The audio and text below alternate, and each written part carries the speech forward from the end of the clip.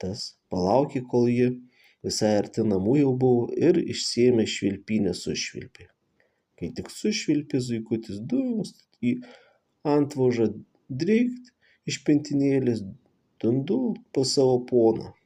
Karalienė paliko besidairanti, zuikio kaip nebūta. Vakare paikutis su švilpynė sušaukė visą 100 zuikučių, parginė namo ir atidavė karaliui. Kitą dieną eidamas karaliaus dvarą jis vėl sutiko senąjį elgetą. Tas jam davė tokią dūdą ir pasakė: šiandien gausi arklius ganyti, kai tik šitą dūdą užduosi, visi arkliai subėgs.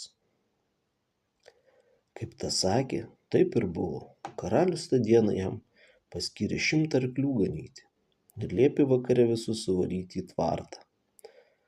Paleisti į lauką arkliai, bematant į visas šalis išlakstė.